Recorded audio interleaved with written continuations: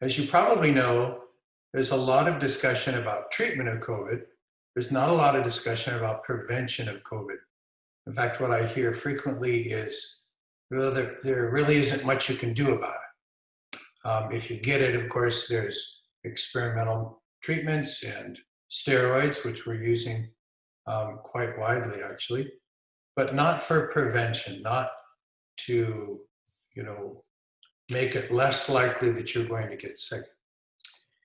So what I'd like to do this evening is talk about some of those things. Again, I want to try to make it simple and relatively easy to remember, because if I wow you with a whole bunch of stuff and you say, oh, that's great, 2 weeks later, you're like, okay, now what did he say? So hopefully we'll make this as straightforward as possible. Now, many of you will have already heard the acronym that we've used over and over again, and that's called New Start, N-E-W-S-T-A-R-T. New Start is an acronym, and it was not created by anybody in particular recently, but it was found in a book called The Ministry of Healing. And this is a book written by Ellen G. White. She was has been, or is, the #1 nonfiction writer in the English language. Some people say that there are other folks that are in that category, but I think if you add up the number of words that she actually wrote, and of course she wrote everything out, there was no typing back then. She was prolific. I believe that the words that she was given, the ideas that she was given, are actually divinely inspired. And so I'm going to rely fairly heavily on the idea of 8 principles of health as found in the book Ministry of Healing. And I'll tell you a quick story about that. Some of you have heard this story before, but when I was in high school, my health teacher gave us extra credit for reading. So time spent reading that book, we'd get extra credit. And I had a friend that we decided we're going to be in a competition together, and I was pretty competitive back then. And I'm not sure how many times I read the book, maybe 3 or 4 times, maybe more.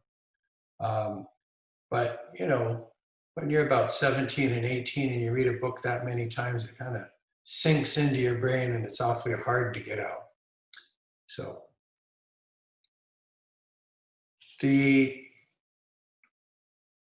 COVID-19 has really presented a very interesting problem for medicine. And that is, when we don't have much in the way of treatments, we spend a lot of time talking about that, trying to develop vaccines, as you're well aware, and medications.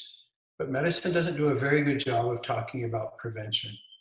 And when you think about it, the people who do well with COVID-19 after they acquire it are generally young. I think you've probably heard some of the statistics on this disease already.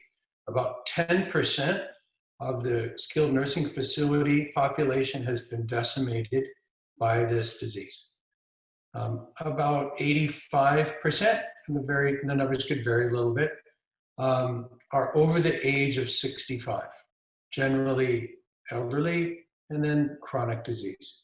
So that combination really puts people at high risk, not only for developing severe COVID, but even dying from it. So if we're going to try to prevent it, what we need to understand is have a good understanding of the immune system. And the immune system has essentially 2 parts to it. There is an innate immune system, and there is an acquired immune system. Now, the innate immune system, just like it sounds, is something you're born with. If you take a young person and give them the kind of illness that we might get as an adult, how often will your grandchildren get temperatures of 104 and 105 degrees, really whopping high temperatures, right? And you and I might get the same bug, and our temperature is 100, 101, 101.5. And you're like, well, what's the difference here? Why is it that the younger person has such a robust immune response, and as we get older, it's not so much? Well, part of that is that innate immune system. And the innate immune system has natural killer cells, if you've ever heard of that before. It has interleukins. Perhaps you've heard of this conversation before. It has a whole bunch of chemicals that are just, if you wish, like cannon fodder, ready to rush in for any kind of infection, whether it's a virus, a bacteria, a fungal infection. The innate immune system is ready to jump in. Now, the acquired immune system is totally different. There is an interplay between these, and this is extremely complicated stuff. And like I said before, I don't want to spend too much time talking about the intricacies, but the acquired immune systems are like the antibodies. So a perfect example of that is you get chickenpox as a child, and then you have chickenpox antibodies, essentially for most of your life, right? And if the chickenpox comes around, you're pretty much immune because you've already had it. That means these highly sophisticated chemicals are standing by to destroy the chickenpox virus when they see it again. Now, the chickenpox virus will stand aside and do nothing if, say, another kind of, let's say, a hepatitis B virus comes in. So if I have antibodies for chickenpox, antibodies for hepatitis B are really not going to do me very much good. It's very specific, okay? So if you want to think about it, the innate immune system is more broad, and the acquired is much more focused, narrow. There's a whole bunch of other things we could talk about that, but we're going to be talking about stimulating the innate immune system. To stimulate the acquired immune system, of course, you would need to have either the illness yourself, or you'd have to have a vaccine, which of course they're working on right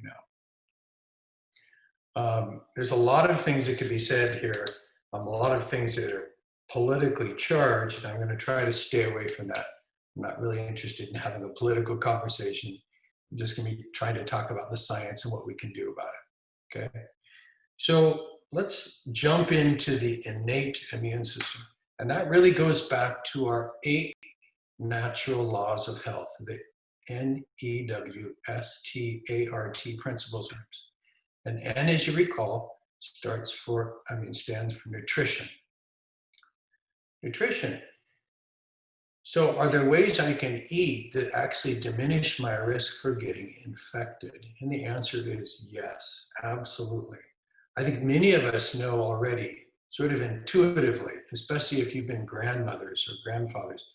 You know, when your grandchildren want to consume huge amounts of sugar, you say, it's more likely you're going to get sick, of course.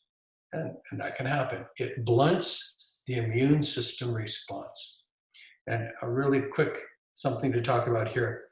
I don't know if any of you have ever heard of chemotaxis, CHEMO taxis, TAXIS. If you think about this, let's assume you have an infection in your finger, okay? And it's only in your finger. Your body has the capacity to know where the infection is and send the troops to where that infection is burning, if you wish, to use that analogy. Chemotaxis is the way in which your body can sort of send the troops to the right spot. Now, if you consume a lot of sugary foods, processed foods, you're going to impair the body's ability to perform chemotaxis. Exercise. Now, exercise is not going to help if you get sick so much. In fact, I think most of us know if we get sick, we're going to actually want to cool our jets a little bit.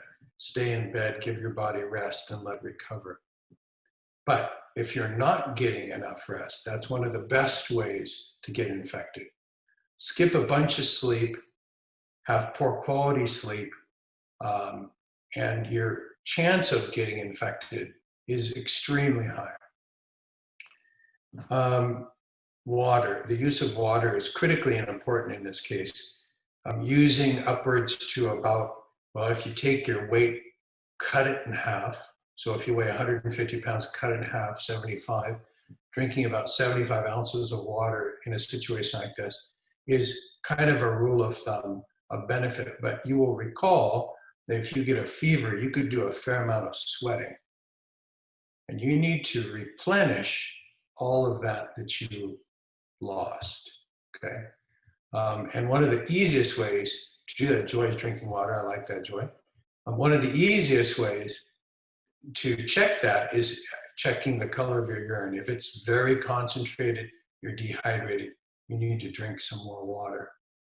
And you can very easily lose a lot of water when you become sick.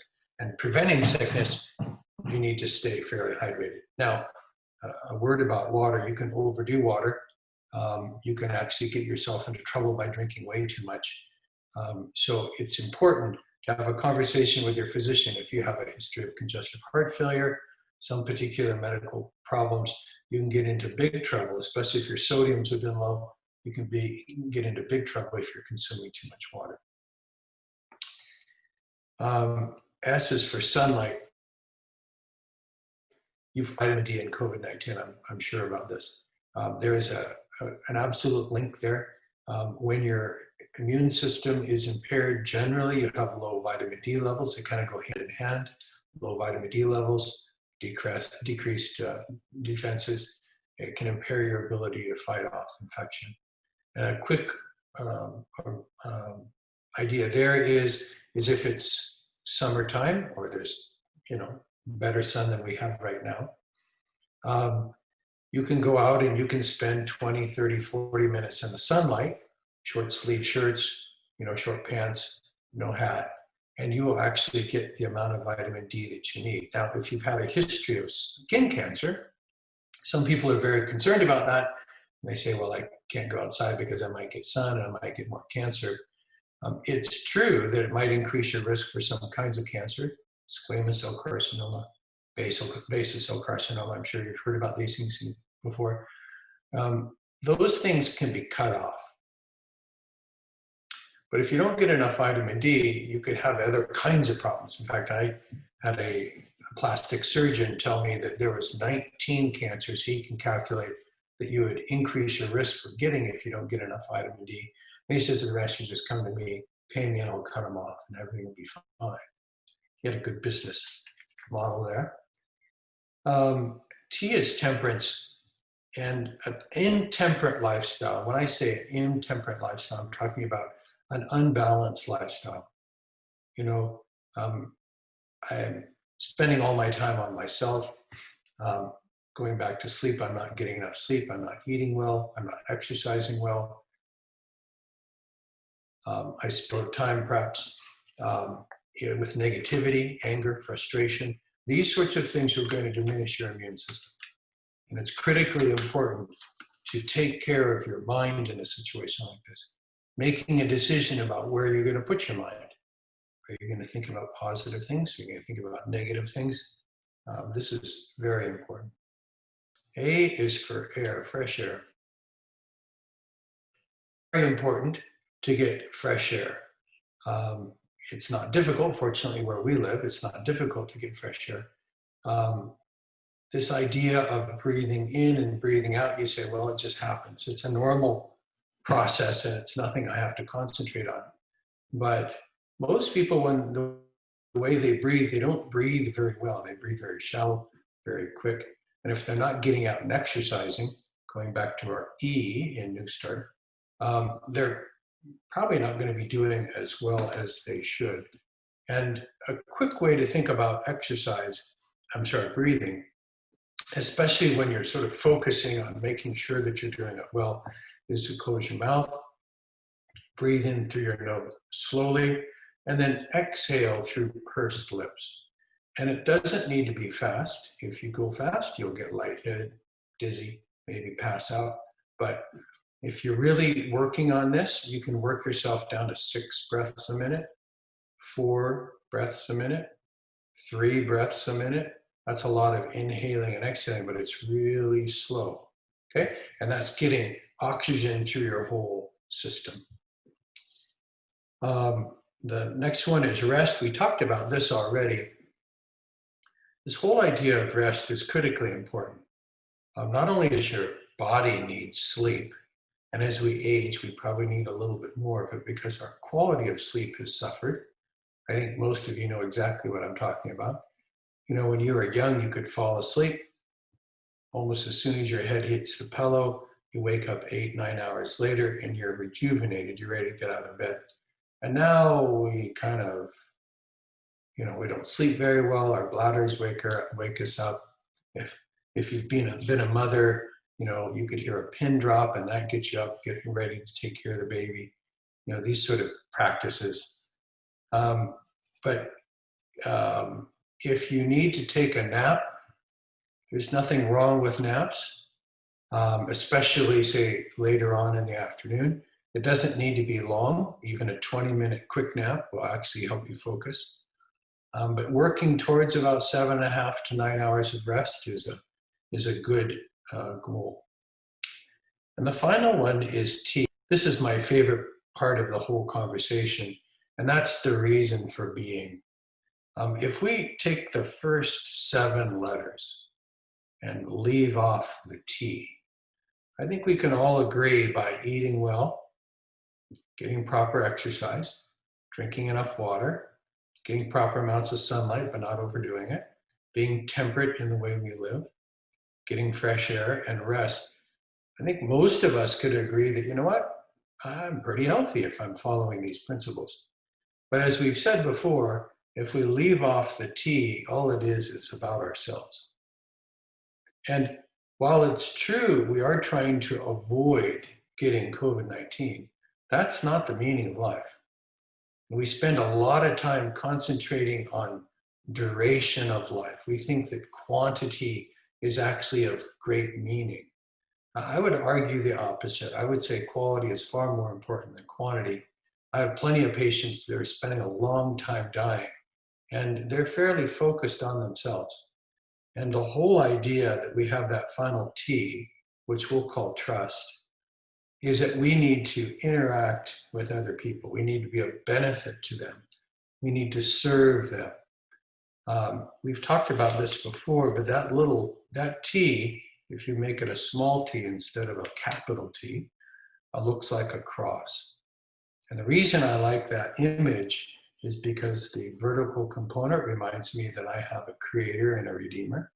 And the horizontal component reminds me that I have a brother and a sister to serve. And, you know, I've shared this with people who are atheists and agnostics, and nobody has ever said or disagreed with me on this point. I think we all understand that the meaning of life is actually service to the other. So those are some simple things that I like to think about in terms of building my innate immune system and making sure it is robust as possible. But I want you to really kind of look at this acronym, New Start, think about what we've talked about: simple eating, getting enough exercise, drinking enough water, being in the sun, being temperate, learning how to breathe well, taking good breaths, resting and trusting, serving a creator redeemer, serving a brother and sister. Those are critically important fundamentals that we can focus on.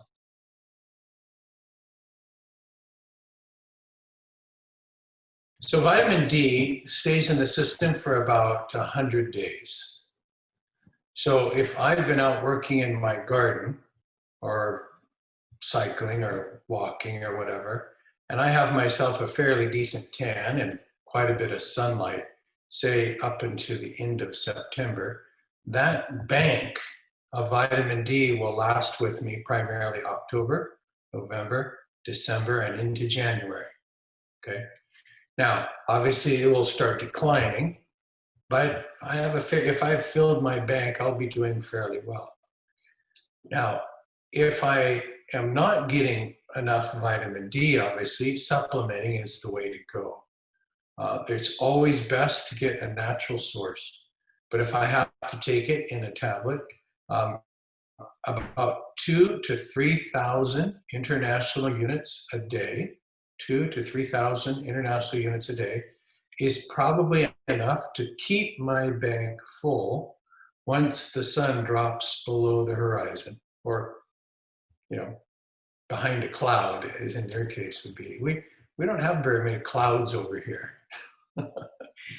Now, it's always a good idea to have a basic understanding of what your vitamin D levels are, okay? And if you go to your physician will say, well, I want you above 30 or 40 or 50. And the range is roughly 30 to 100. And if you're in the 50 to 60 range, you're probably fine. Now, if you take too much vitamin D, because it's a fat-soluble vitamin, it could actually build up in your system and start creating problems. So you don't want to go too far. But I think, you know, if you live in a steady place, you're getting a certain amount of vitamin D already. Getting your levels checked once or twice a year is not a bad idea. The joke I always tell is, you know, if you can't take vitamin D sometime in about the second week of January, you just have to move to Hawaii or Mexico and you'll be fine. If you have lighter skin, you'll need less sunlight. If you have darker skin, you'll need more sunlight, obviously. And that's just the way it is. As we get more tan or darker, it takes more sunlight to get us the vitamin D we need.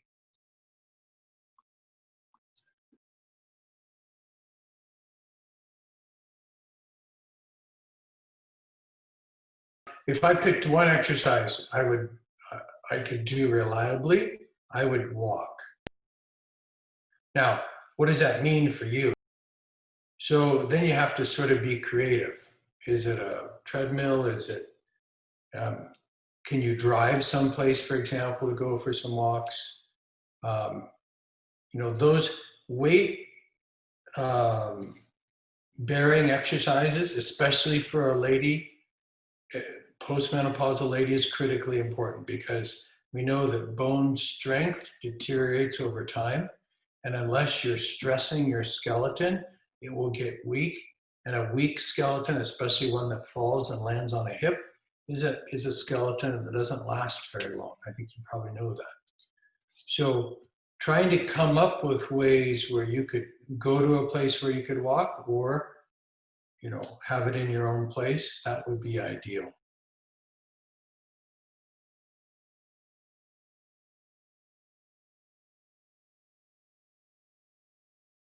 Now, I like cycling, and I'll be the first to admit it.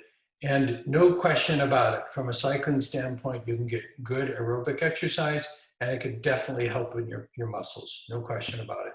The only concern I would have about cycling is some of these pro-level cyclists have T scores. If you're familiar with T, you know, capital T scores, that means bone strength, bone mineral density scores that are really quite low.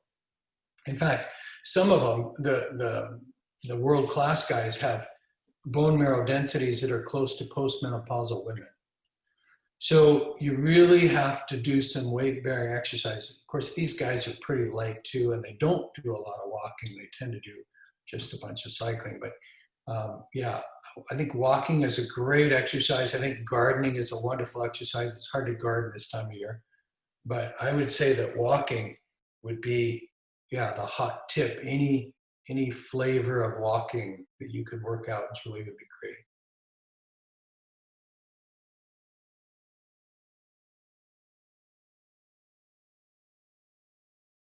The reason I came up with this talk is because I would get that question from patients' family a lot. All right, so dad's in the hospital, he's got COVID-19, he's in the ICU, he's on the ventilator, I've been exposed to him, what can I do? Right? I'm feeling fine, I don't have a fever, I can smell, I can taste, I can do everything I need to, but I'm concerned I might get something. And that's where I would say this is where we use these New Start principles as being foundational. Now, let's drill down and be a little bit more specific, specifically about nutrition. You will hear a lot of talk about vitamin C, vitamin D, and zinc. I'm sure you've heard about these things. It's all over the news, okay? And some people will take it as a pill.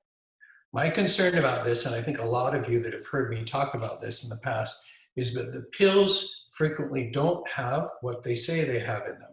In fact, I saw one study where they just took a selection of vitamin C tablets, vitamin D, vitamin E, vitamin A, etc., and they just said, how much do we have in here? If it says vitamin C, 500 milligrams, do we actually have 500 milligrams of vitamin C? Because we don't have an FDA that goes by and makes sure that everything is fine, okay? And then what they were finding, that about 90% of vitamins don't have about 90% of what they say they have in them. So if it says vitamin C 500, maybe you're getting vitamin C 50, okay? Now, here's the other thing about vitamins, and I think you know this quite well, is it's a matter of absorption as well. And the body does an amazing thing when it absorbs. If you eat a food that has vitamin A in it and C and something else, it seems like that balance allows you to absorb at a more effective rate than if you just took whatever milligrams of one vitamin.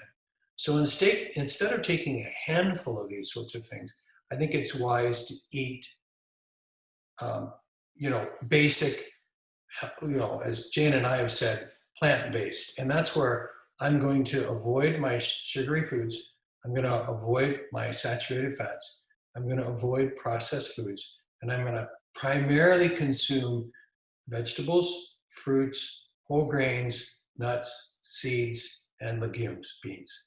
And that's going to be my 99 point whatever percent of the calories I consume. So good nutrition is critically important. Drinking plenty of water.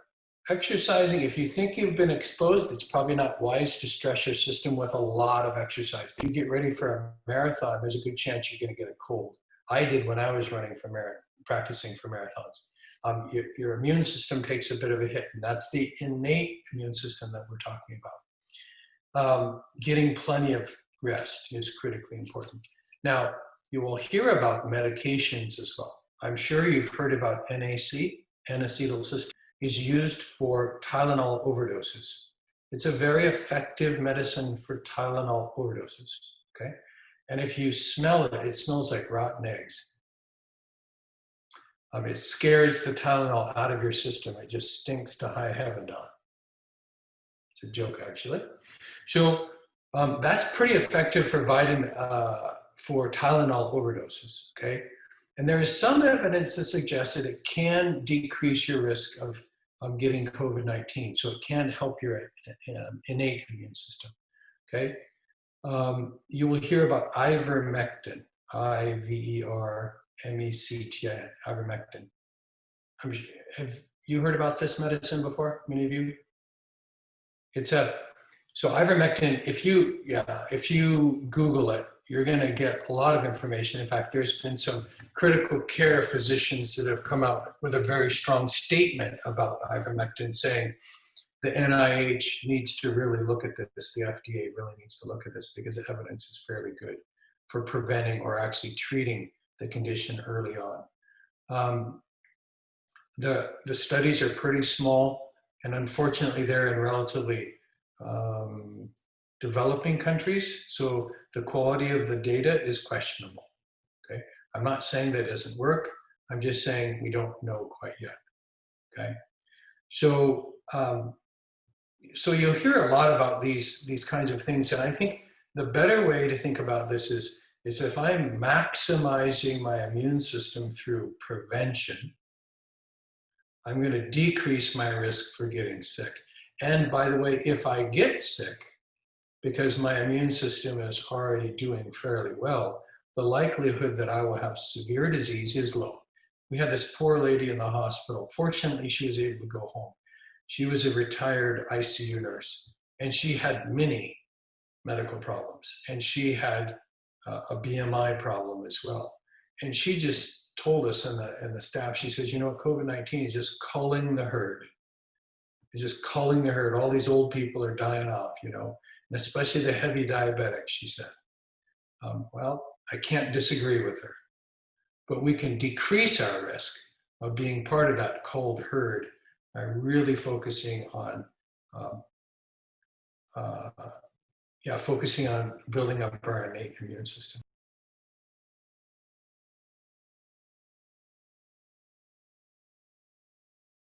When I put water on, I forgot, there's internal use, there's external use. Contrast showers are actually quite a bit of benefit. And what they do is they stimulate, again, the innate immune system. Contrast baths or contrast showers do work. And the basic idea is this. You hop in the shower, you shampoo and clean yourself, right? And then what you do is you turn I'm assuming you're going to be taking a hot shower, right? And then what you do is you turn your water down to as cold as you can tolerate for about 30 seconds, okay? And that includes your head, so you're probably going to be yelling and screaming and charging around in there. But then you turn the water back on and you warm yourself up. Now, here's the deal. When you took that hot bath or hot shower, you heat your core, right? Your core body temperature goes up with a hot. And then the cold cools the periphery. It does not cool your body temperature. It does not drop it from 98.6 to 93 or something like that. It's just on the outside, okay? And then you turn the water back on again, okay? And you do that for, roughly 30 seconds, and then you go back cold again, okay? And you do that 3 times. So you start warm, you go cold, warm, cold, warm. And by the way, the last cold, then you get out. You don't get out at hot, you get out at cold, okay? And you vigorously wipe yourself off. That'll help stimulate the innate immune system. The natural killer cell activity will go up. Interleukins will really work well. Yeah, that's an excellent way. Now, there is also fever therapy. That's probably beyond the purview of this conversation, but the Germans have used that where a person will get sick and they will actually, for example, they will have a pneumonia or they'll have even COVID. They've been using this. They will actually put them in these tubes where you can raise the body temperature 105, 106 degrees. You keep the head cool, and then you bring the body temperature back down slowly. And that sort of could really ramp up your innate immune system as well. That could be for prevention and treatment. They use that for cancer treatments too, by the way. There's a lot to talk about in that regard. Generally speaking, you don't want it to be some sort of medieval torture device, right? You don't want to make them too hot until they're scalded or too cold that they're actually hypothermic. That's not the purpose. The purpose is to warm the core with a hot temperature and then stimulate, I would say even stress a little bit, your periphery, right? And that cycle of warm and cold and warm and cold and ending with cold really stimulates your innate immune system. So I don't know if, I suppose you could do it to the point where you just say, oh, bag it, I don't want to do this anymore. This is too much, torture. But I've heard that this cycle of 3 works well. Yeah, when we talked about breathing earlier in the air, that's kind of what I was talking about. And if you have an oximeter, and I liked your oximeter there, Graham, you could actually monitor your oxygen levels. Now, normal is 95% and above, okay? And if we have somebody with COVID-19, we try to keep them, depending on their medical issues, we try to keep them in the 94 to 96% range, at least there. Sometimes it's a little lower if they have some underlying lung problems, but we like to keep them right in that range if we could. And we know that when you're oxygenating your tissues, you're actually improving your killing capacity of viruses, bacteria, etc. Okay, and so when your tissues are not getting enough oxygen, starved of oxygen, as you wish, they are stressed and not able to function normally, right? So if you get COVID, and you say you go into the ER because you can't breathe, and your oxygen is, say, 88%, but you're otherwise doing well. there's a good chance they're going to send you home with an oxygen tank or a concentrator, and they're going to encourage you to get one of those oximeters, just like you have, Graham. And they're going to say, keep your oxygen above 94, 95%. That's what they're going to say. All right. Now, think about this for a second. The breathing technique that we already talked about with close your lips, inhale through your nose, and then breathe slowly out through pursed lips is going to work very well, because they're going to send you home with oxygen that goes in your nose and has that little tube that goes around your ears, and then here you have this little sleeve-like thing that you put up here so it holds everything in place. The oxygen is going to be going in through your nose. And if you're a mouth breather and you have a plugged nose, it's not going to work very well. We encourage those people to put the oxygen right here in their mouth. But that's a good way to, if your nose is working fine, that's a good way to breathe. Just like that. Following the New Start principles will reverse most diabetes. And I'm not talking about type 1 diabetes. You've probably heard about type 1.5. And of course, I know you've heard about type 2 diabetes. Now, type 1 diabetes, you can improve with diet and exercise and healthy lifestyle choices, but you're not going to reverse type 1 likely, because your body has actually had antibodies that have destroyed the cells that make insulin. Now, there's no question about it. Some diabetics, type 1 diabetics, dramatically improve with lifestyle modification, okay?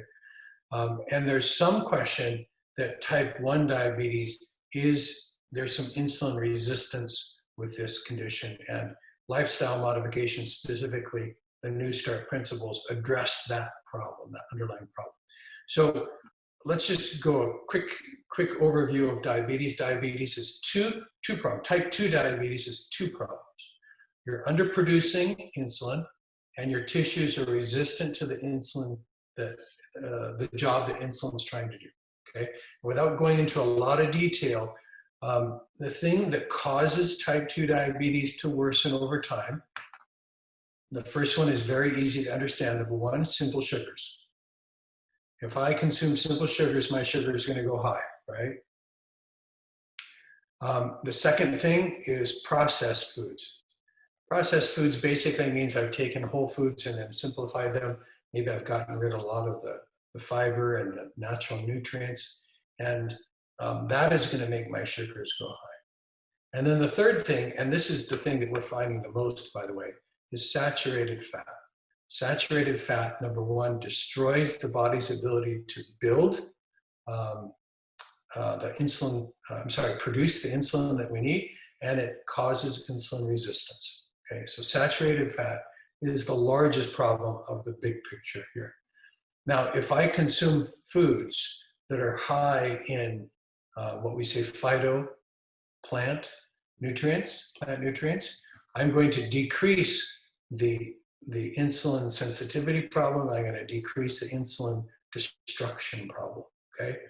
So if I'm eating primarily from plants, and I'm minimizing my exposure to dairy and eggs and all kinds of meat, including chicken and fish, I'm going to improve my diabetic control.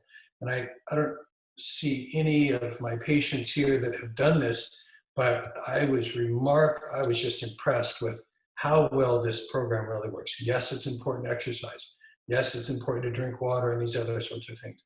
But boy, if I am not focusing on my nutrition and I'm just focusing on my pills or my shots, I'm not taking care of my diabetes, because over time, without a change in my eating habits, I'm just going to progressively get worse. So that's where I really try to focus in on plant-based eating and keeping it fairly simple. You know, the more beans are fantastic for diabetes. The more green leafy vegetables, cruciferous vegetables I can consume, and sort of replace the stuff that got me into trouble, you know, the chicken and cheese and the eggs. These are the sorts of things that can make a difference. And as we've talked about too, that also helps with high blood pressure, high cholesterol, heart disease, and some kinds of cancer.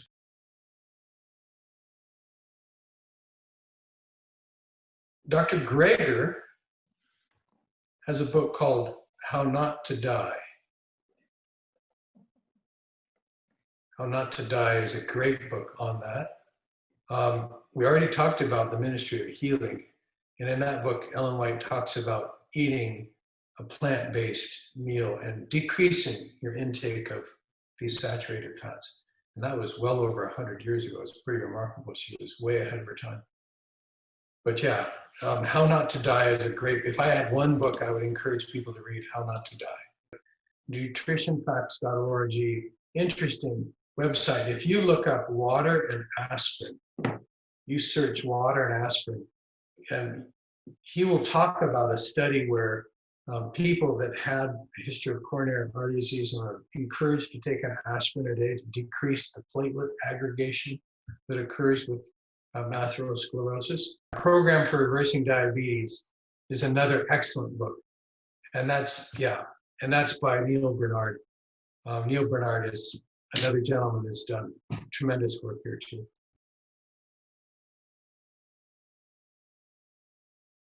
The anticoagulation, the hypoxemia, the low oxygen level occurs in your lungs. And think of it like this. Think of it as this piece of paper is a very thin membrane. And let's assume that we have oxygen on this side, and we have red cells going through on this side.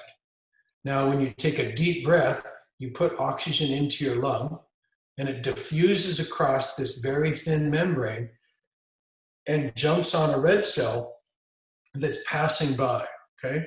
And the red cells carry the oxygen to your big toe and your left ear and your heart and everything in between, okay? Now that's normal. The problem with COVID-19 is you start getting clot, and instead of having a very thin, easily penetratable membrane, now it's thick with blood clot, and it interferes with gas exchange. So it's hard for the oxygen to get over, and it's harder for the carbon dioxide to get out, okay? And our oxygen level goes lower. Now, right at this point, the treatment for that is high flow oxygen and steroids. Okay, if you're really in a bad spot where your oxygen level is low and you're on a ventilator, for example, about the only medication you're going to get in the ICU, you could probably hear about some other medications, but primarily they're going to give you steroids and high flow oxygen. If you get in that spot, you need a lot of prayer too. But if you're getting to the point where your oxygen levels are going down without taking other anticoagulation, staying well hydrated is critically important. Proper breathing is critically important, right?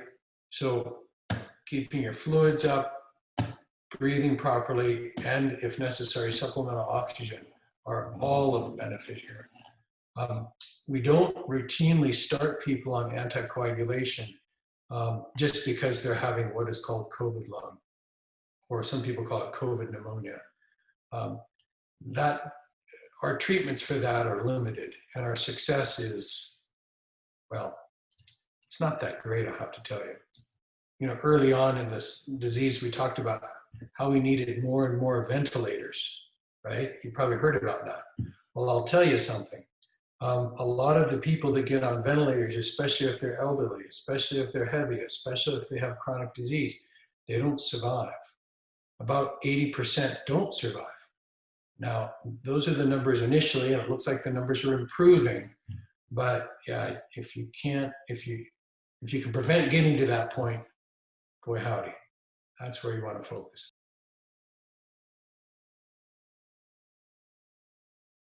Even if you do all the things that you need to, some people are getting sick and some people are dying.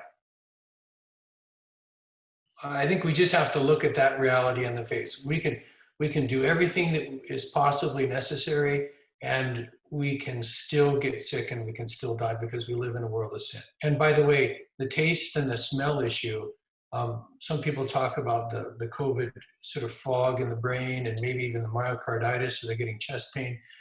These things don't go away overnight. It takes a while for that to clear out. So a specific point about these different medications. Now, yeah, I heard Neil Nedley's talk, by the way. And the only reason that I tend to talk about taking natural supplements instead of taking supplements themselves, if you understand how I use that term, instead of taking a pill, is because I can't trust the pill and I can't trust the dose and I can't trust the purity and that sort of thing. It's a frustrating thing. It's like you're a builder and you go get a 2x4. Well, everybody knows that 2x4 is not 2 and it's not 4, right? But unfortunately, in some of these medications, you're not getting a 2x4, you're getting a 1 by whatever, right? You're hardly even getting what you're hoping. You know, maybe you get wood if you're lucky, right? If you follow my analogy. So that's where I thought, well, if we can get it from our food, that's best. Now, obviously, I don't practice medicine based upon the outcome of one patient on one medicine. We look at a lot of different medications and hopefully hundreds of people and how they react. But what we were hoping for was a silver bullet. We didn't find it. So that's where I sort of went back to this idea of, okay, has God given us some ideas about what we can do to prevent the condition that could actually be beneficial when we get sick as well? Do I think that zinc works? Yeah, I do. But I think the best form of zinc is something you're going to find in a food as opposed to a pill. Vitamin C, vitamin D, I think those are going to be beneficial as well. Most of the medications, by the way, are in one form or another anti-inflammatories. For example, the steroid you're talking about. Well, most of our good foods, plant-based foods, are anti-inflammatory by their nature. As you probably know, steroids are a mixed blessing because on the one hand, you get an anti-inflammatory benefit, but on the other hand, it also suppresses your immune system. And so it's kind of this mixed, well, yeah, it's a mixed blessing.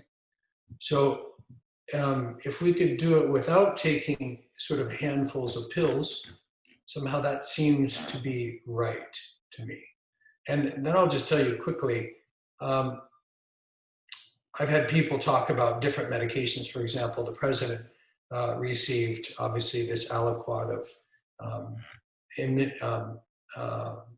monoclonal antibodies. They always end in MAB.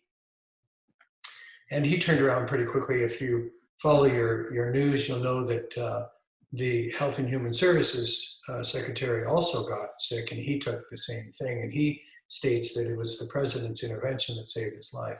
Ben Carson, by the way. Is that the case? Well, maybe. Is it the case that I guess only wealthy people that can afford all these expensive medications are the ones that are going to survive? Or did God actually put this stuff in our food and make it easier for lots of people to survive? Do you see my point? I will readily admit that I don't know everything about medicine, okay? There is a great deal more to learn, and it's always fascinating to see how God has opened, his world up to us, and to see how, for example, plants can heal in ways that we were just not aware of. So I'm sure that there's a lot of things that could be done. I think there's also a lot of importance to belief and trust. It's our last word on the New Start principle. It's an amazing thing.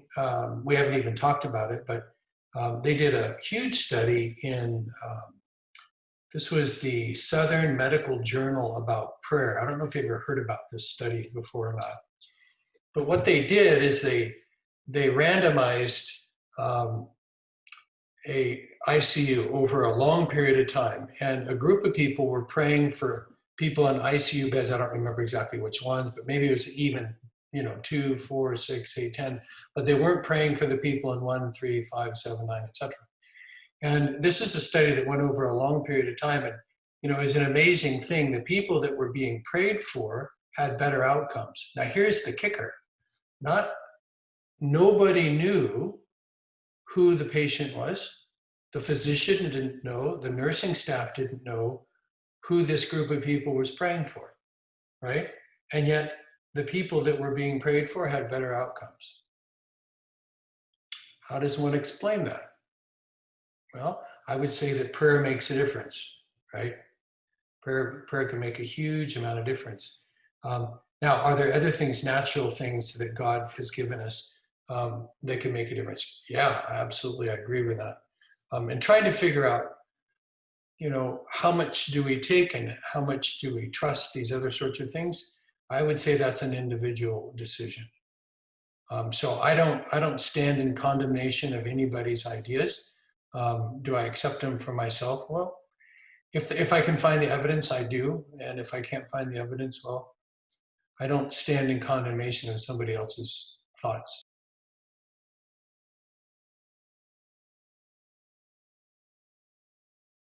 This is not our last pandemic. And I don't have any reason to believe that subsequent pandemics are going to be less worrisome than this. I think if we look at a 21st century world that travels, like you've mentioned, that enters into places where bugs have been lurking for a long time, but we've never been there before, so we haven't been exposed to them. I think if we continue to rely upon animals as our feed, or as our food, specifically pork, I think we're going to have worse and worse, worse is not the correct word, I think we're going to have worse and worse pandemics. And the better we can prepare ourselves in caring for this wonderful organism that God has given us, the more likely we are to be alive to do his bidding. Yeah, I think we're just getting started with the pandemics. I don't know why we should believe that we're going to go back to normal even after a vaccine or herd immunity comes. I just am not sanguine about that.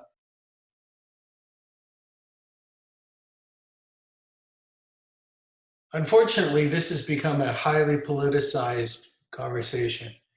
And I want to sidestep the political part, but I would say this. The flu vaccine that we get every year, on a bad year, is 10 to 40% effective. 10 to 40%, think about that. That's abysmal. 10 to 40%. I always get my flu shot, and I got sick. Jane had to remind me, it was 2017 and 2009. 2017 was the worst. Oh my goodness. I mean, I was just sweating the bed and sweating the bed and sweating the bed. And I was sicker than a dog. I was sick for about a week. And I don't get sick. I just don't get sick. And, you know, so that shot didn't do me much good, I'll tell you what. About 40% of colds are caused by coronaviruses. Coronavirus that causes SARS, SARS-1, SARS-2, and then MERS as well. And when was the last time you saw a cold vaccine? There is no cold vaccine. Why? Number one, there's a lot of viruses that can cause a cold. And number two, it's a hard target. It's very difficult to vaccinate for, okay? So you had COVID and you have built antibodies against it. The question is, and this is what time is going to answer for us, how long will you derive benefit from those antibodies? Now, if you want to pause for a second, one of the treatments that we used quite a bit at the beginning of this epidemic was convalescent plasma. So patient A gets COVID-19, and then he or she goes and donates his or her blood to a blood bank. And then that blood can be given to somebody who has developed severe COVID symptoms, okay?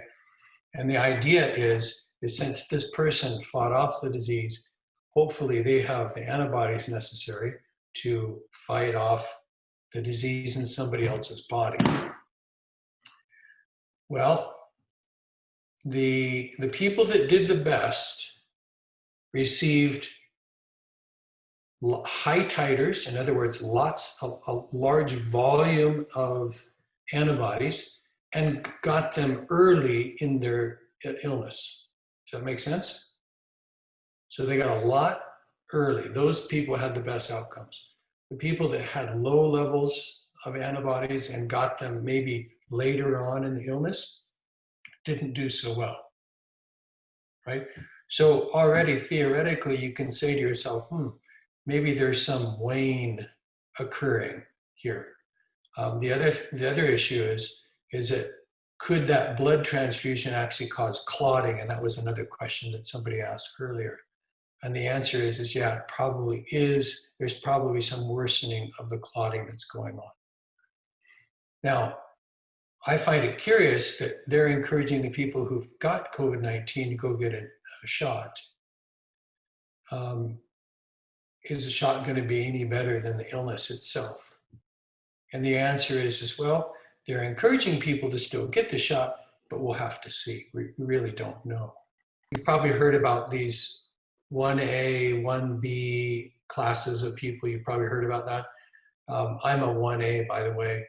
I didn't get my shot, and my simple reason is this. I'm not at high risk.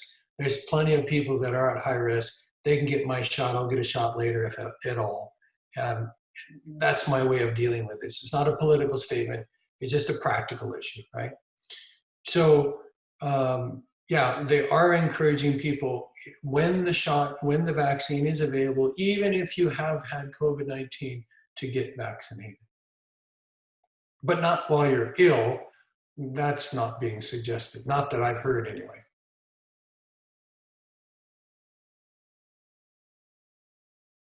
It looks like for the Moderna and for the Pfizer vaccines that the second shot typically gives you more side effects.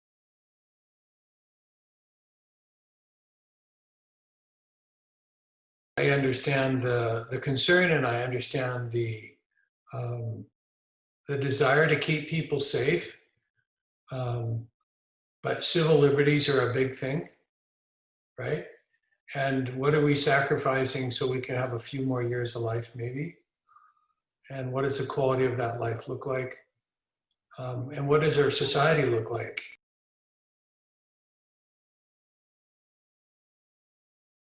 Yeah, Lecco Divina, I'm sorry, I mispronounced that. Sorry about that. It's a process of essentially meditation. And the practitioner will use a word or a phrase, and it will be repetitive. Breathing is part of this. And spending time in the Word is really important. Matthew chapter 11, verse 28. And I think this is really important in this time because, yeah, listen, we don't have TV, and I think that's a blessing. And I try to avoid as much of the chatter as possible because, unfortunately, even the news that used to be relatively beneficial, I thought maybe, is just so twisted now, right? It just gives me a headache. I don't know where to turn. I don't know who to trust. And so on your point, Graham, come to me, all you who labor and are heavily laden, and I will give you rest. Take my yoke upon you and learn from me, for I am gentle and lowly in heart, and you will find rest for your soul, for my yoke is easy and my burden is light. Now, to me, these are words that just, I think it just changes everything. God wants a living relationship, a living, breathing, if you wish, relationship with Him. And He wants us to interact with Him. And He wants us to unburden ourselves to Him. right? And he gives us our daily requirements. He gives us our daily assignments, if you wish. And these thoughts, these words, meditating on God's word, and allowing the stress of COVID-19 and this craziness that we're going through right now, it just washes over us, and it's like water off a duck's back. We all, the last time I checked, are mortal. You know, 10, and if by strength 80. If we truly have this interaction with him, if we bring our burdens to him, right, unburden ourselves, and then yoke up with him and do the work that he would have us to do, he'll keep us around. And you know what? There's a devil that wants to destroy us, but my guess is, and this is a strong conviction of mine, the devil can do nothing to you as you're doing God's will. He will just get frustrated. This whole idea of the God asking us to bear a yoke with him, you know, cattle are yoked together so they can do better work, right? And if we're yoked to the Lord, what a wonderful idea.